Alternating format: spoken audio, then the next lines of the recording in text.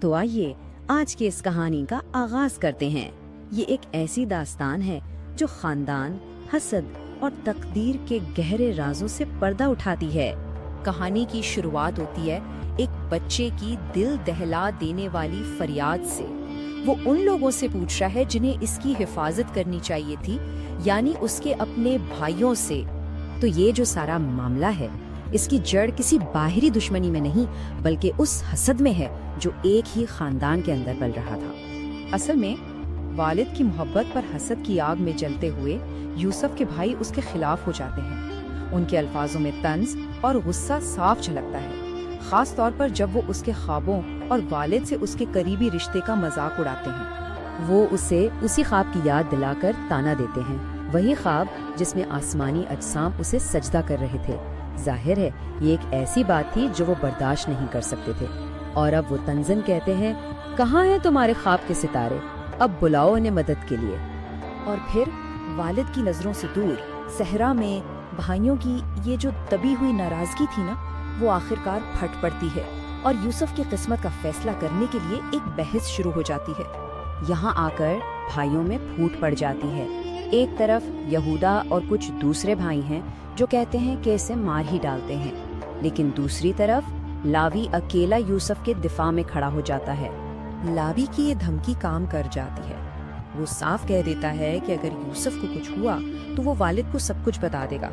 بس اسی ڈر سے بھائیوں کو اپنا منصوبہ بدلنا پڑتا ہے اور وہ ایک زیادہ، آپ کہہ لیں، چالاکی بھرا راستہ نکالتے ہیں۔ تو جب وہ اسے براہ راست نقصان نہیں پہنچا سکے تو انہوں نے دھوکے کا ایک زیادہ ظالمانہ اور لمبا راستہ چنا۔ اب ان کا جو فائنل پلان تھا وہ بڑا سوچا سمجھا اور بے رحمانہ تھا۔ مقصد صرف ایک تھا، یوسف کو اپنی زندگیوں سے ہمیشہ کے لیے نکال دینا اور خود بالکل معصوم بنے رہنا۔ اور اس منصوبے کے لیے انہوں نے ایک گہرا تاریک کنواں چنا، اور یہ کوئی عام کنواں نہیں تھا، اس کا پانی کھارا تھا، یعنی وہ جانتے تھے کہ یہاں زندہ بچنے کا کوئی موقع ہی نہیں ہے۔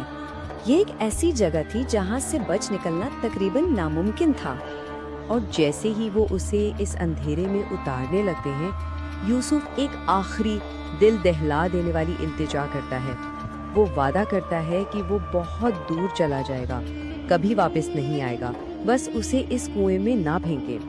لیکن اس کی ساری التجائیں نظر انداز کر دی جاتی ہیں، رسی چھوڑ دی جاتی ہے اور یوسف نیچے گہری تاریکی میں گر جاتا ہے۔ اس کی آوازیں آہستہ آہستہ ڈوب جاتی ہیں۔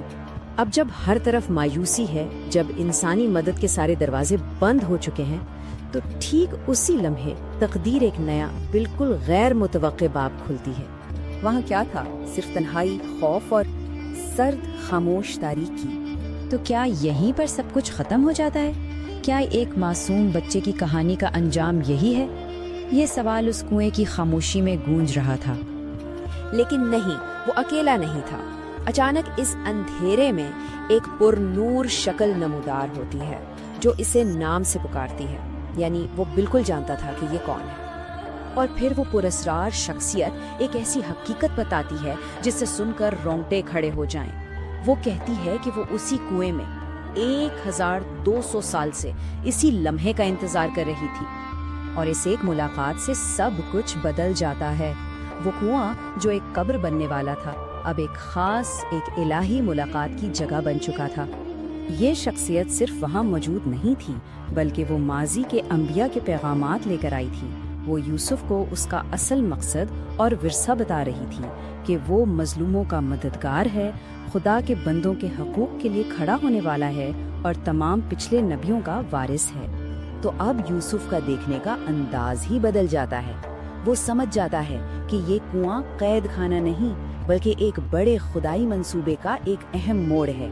جس چیز کو اس کے بھائیوں نے برائی کے لیے چنا تھا، اسی کو خدا نے ایک بڑے مقصد کے لیے استعمال کیا۔ لیکن جانے سے پہلے وہ شخصیت یوسف کے ذہن میں ایک گہری پہیلی ڈال جاتی ہے، ایک راز جو اس کے اپنے ہاتھوں سے جڑا ہے۔ 5 اور 14، آخر اس کا کیا مطلب ہو سکتا ہے؟ یہ کیسا راز ہے جسے سمجھنے میں صدیاں لگ جائیں گی، اور یہ یوسف کی تقدیر پر کیسے اثر انداز ہوگا؟